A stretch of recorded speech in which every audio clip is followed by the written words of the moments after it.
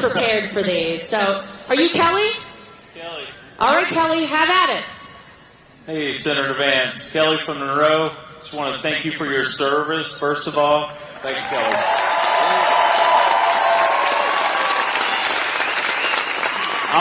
And thanks to all the veterans in the room for their service, because I'm sure there's a lot of them. God bless you guys. I'm also a Master Sergeant here in the Air National Guard out of Charlotte. Thank you, man. Amazing.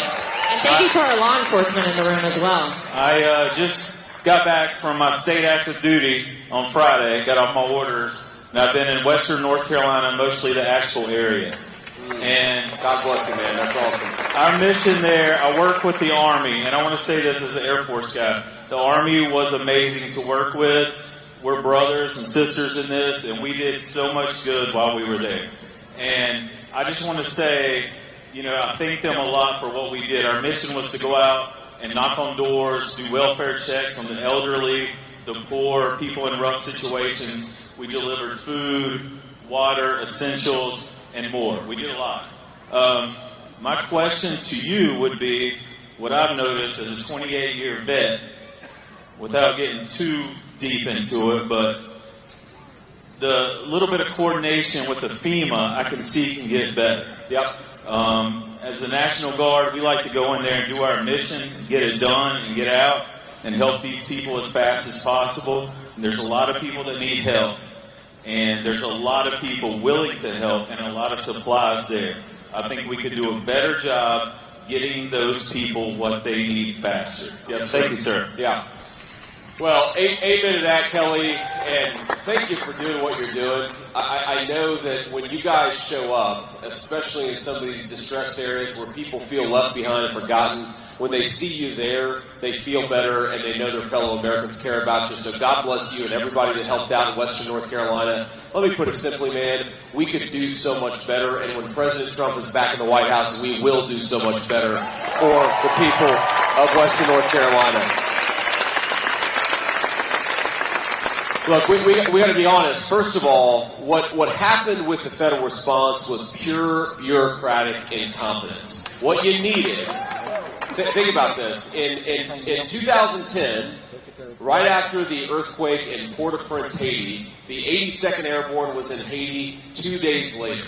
The 82nd Airborne was an hour away from Western North Carolina and didn't get there for a week. That is a disgrace. And it's a disgrace from the military leadership, speaking particularly of Kamala Harris. Because we know that the members of the 82nd Airborne would have been thrilled to go the day after the hurricane hit. Why didn't Kamala Harris and Joe Biden order them to do so? The fact that they didn't shows that Kamala Harris should be nowhere near the Oval Office of the United States of America.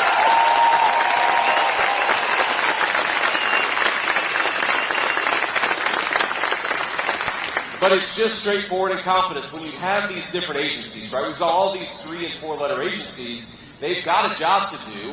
And look, let's be honest, some of them on the ground are doing a very good job. But when you have this bureaucrat who's got this territory and this bureaucrat that's got that territory, sometimes what you need to cut through all the red tape and to cut through all the garbage is you need leadership.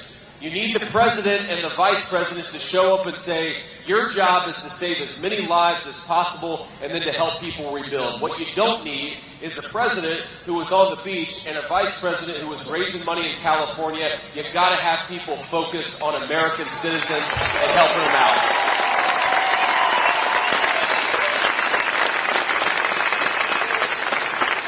And I just want to say one thing about this, Kelly. Obviously, thank God this storm is in the past. Now we've got to help people in Western North Carolina rebuild and try to make as much out of a very tough situation. That's where we are now. But we got to remember that Western North Carolina is part of the Appalachian region of this country. And Appalachia has been left behind and forgotten by our leaders for 40, 50 years. What I promise you is that when Donald J. Trump is the leader of this nation, Appalachia will not be forgotten. Donald Trump will remember who he serves and who he leads, and he's going to fight for the people of Western North Carolina.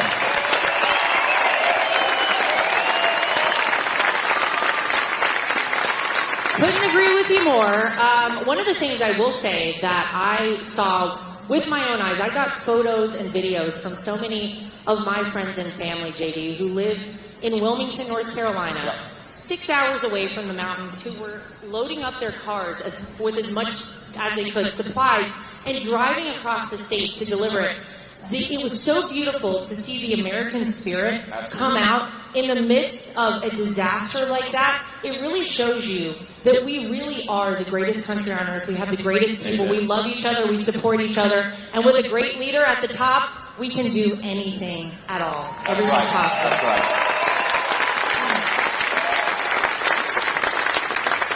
That is well put, Laura. About 10 days after the hurricane hit, we actually were talking with some pilots, just volunteered to fly food and water and medicine. They did it because they love their fellow citizens and they love their country. You're absolutely right. We've got the best people.